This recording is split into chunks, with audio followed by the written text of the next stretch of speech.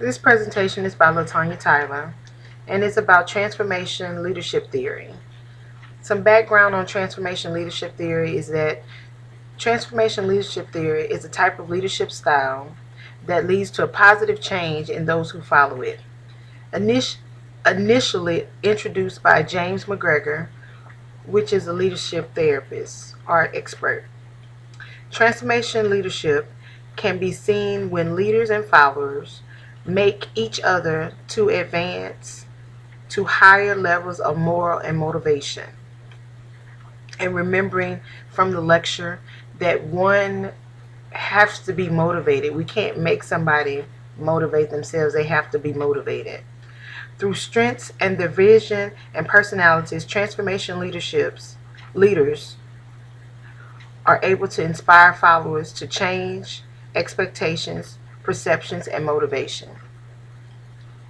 Some of the strengths and weaknesses for this theory. The strengths are they articulate new vision, so they see the vision and they start acting on it. They have high passion and confidence about their beliefs. They know what they want, they believe in it, so it makes them more passionate about it. They give importance to ethics and values while setting the standards for the organization, which is what we need because we need continuous standards to be set for the organization. Some of the weaknesses were it may be a little bit too broad. You know, too many ideas flowing back and forth. I found one description is where they don't care about detail and how it's being executed as long as it gets done. And they have no boundaries, which can lead to potential abuse and power. So that's saying that if you have a DON and he's asking for ideas from a charge nurse or a manager or some of the other employees, they can shoot those ideas to him, and it kind of gets bombarded, and they kind of forget that hey, he's the one in charge.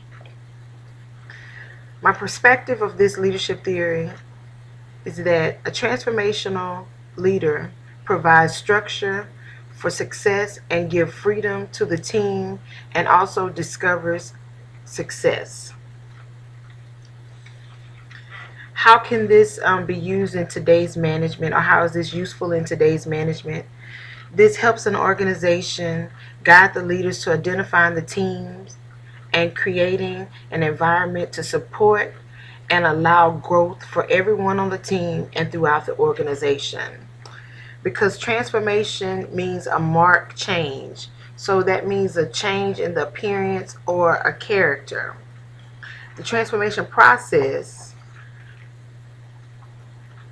is that leaders act and try to increase the awareness and make sure that people know what is important and what is right. Other usefulness ideas for management is that by establishing a healthy environment, this is required by nursing leadership throughout all levels of the organization, but especially at the point of care or at the unit where the frontline staff are, to where patient care is delivered. And it's very important that we transform and make sure they're involved. Transformational leadership also are proactive, and in doing this they can help attempt to minimize but not just perform but also develop. And development is empowered or impacts, it compacts such things as the ability, motivation, and attitude, and the values. And they can convince people and higher up to achieve as well as go further and be excited about what's going on. My recommendations for this theory would be that transformation, as I explained earlier, it starts with you. You have to transform yourself, and other people see that and they will follow. It's a character building requirement, I suppose.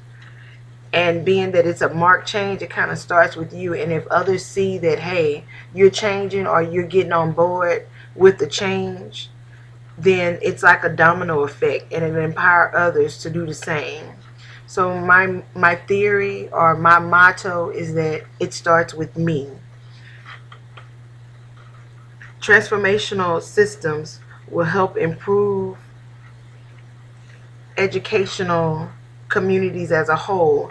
And the reason why I'm saying that as a kind of a recommendation for education people, I did a study, and one of the studies that I found was how they institutionalized, they use it in a nursing program to where they use it as a it was called a stimulation program. And they figured that it stimulated the students to be motivated in order to get what's done.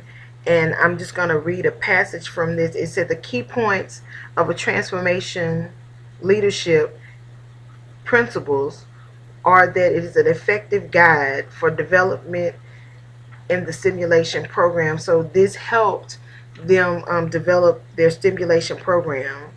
One of the things that I like about this article, it ends, and that's part of my conclusion, is that change or transformation leadership provokes, it's a innovative, and change are the hallmarks of a transformation leader.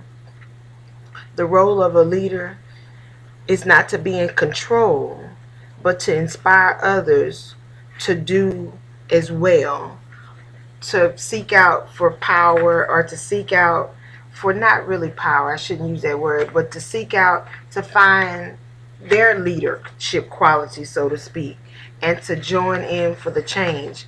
Another study that I found was that how it said transformation leadership and the transformation of the managers and associates, and how they use this approach in the workforce. And it says one must understand exactly what transformation leadership is in the simplest terms, that it's a process that changes and transforms individuals. And so one must be able, or one must have the ability in transformation leadership to get people to want to change. So by that, it goes back to my initial study on how you may get some things that stimulate people to change, maybe whether it be educational things, such as videos, workshops, doing staff meetings, put a box, get the ideas so they can be motivated to be part of the change. Because believe it or not, healthcare is going to change with or without them. So it's just that they need to embrace it, and you don't want people with attitudes not embracing the change. You don't want to go, and we had that clip on in Clark about managing, and you want the employees, as we go through change, you want them to be able to say, hey, I was a part of this, put in their input and say, hey, this is why we need to change.